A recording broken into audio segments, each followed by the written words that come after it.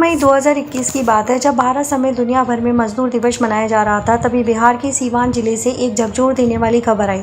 दरअसल इसी तारीख को सीवान के पूर्व सांसद मोहम्मद शहाबुद्दीन का निधन हो गया था। ये महज संयोग ही है कि जिस मोहम्मद शहाबुद्दीन ने मजदूरों के हक के लिए लड़ाई लड़ी थी, नियति ने ना उनके निधन की तारीख भी उसी प्रतीक वाले दिन यानी 1 मई को तय की थी। शहाबुद्दीन की शख्सियत को लेकर कई तरह के विवाद है। सच तो यह है कि मोहम्मद शहाबुद्दीन का जीवन बिहार की राजनीति में अपराध और दबंगई के प्रभाव का एक जटिल उदाहरण है। जहां कुछ लोग उन्हें अपने क्षेत्र के एक शक्तिशाली नेता के रूप में देखते थे, वहीं उनके आपराधिक इतिहास भी डरावने वाले रहे हैं। शहाबुद्दीन की शख्सियत इसका सबसे बड़ा उदाहरण है।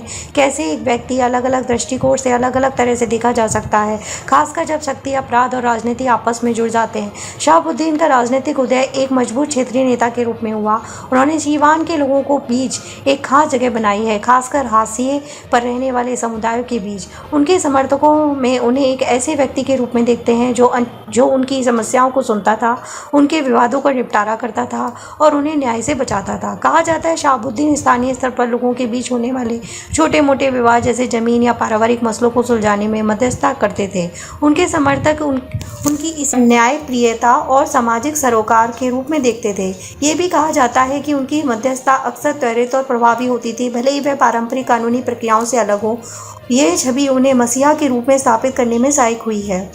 स्थानीय लोगों के लिए वह एक ऐसे शक्तिशाली व्यक्ति थे जो उनकी आवाज़ बन सकते थे और उन्हें सुरक्षा प्रदान कर सकते थे, खासकर एक ऐसे क्षेत्र में जहां कानून व्यवस्था कमज़ोर थी। कहा जाता है कि शहाबुद्दीन ने अपने प्रभाव का इस्तेमाल ज़रूरतमंदों की मदद करने में किया।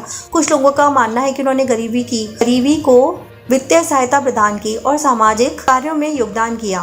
यह उनकी मसीहा वाली छवि का एक महत्वपूर्ण पहलू था। उनके समर्थक मानते हैं कि वह गरीबों के लिए उदार थे और उनकी मुश्किलों में साथ देते थे। यह भी कहा जाता है कि शहाबुद्दीन ने अपने क्षेत्र में कुछ सामाजिक कार्यों जैसे कि सामुदायिक भवन निर्माण या स्थानीय आयोजनों में योगदान दिया था।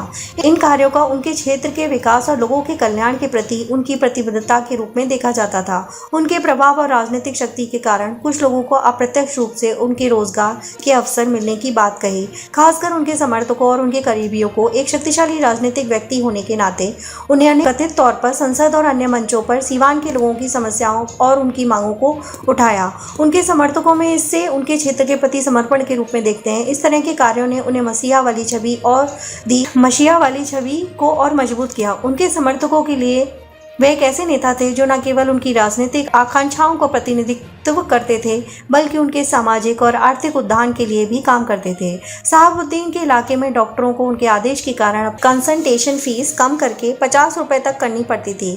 यह उनके दबदबे का प्रभाव का एक उदाहरण था, जहां वे सामान्यतः प्रशासन चलाते थे और विभिन्न जरूरी मामलों में हस्तक्षेप करते थे। अपने राजनीतिक करियर के दौरान शहाबुद्दीन ने एक महत्वपूर्ण अनुयायी वर्ग तैयार किया। उनके समर्थक उन्हें नेता के रूप में देखते थे जो उनके हितों का प्रतिनिधित्व करता था। ये लोकप्रियता और समर्थन उनकी मसीहा वाली छवि को और मजबूत करता था। हालांकि कुछ ऐसे भी आपराधिक मामले आए हैं जो उनकी मसीहा वाली छवि को पूरी तरह से धूमिल करने की कोशिश करते हैं।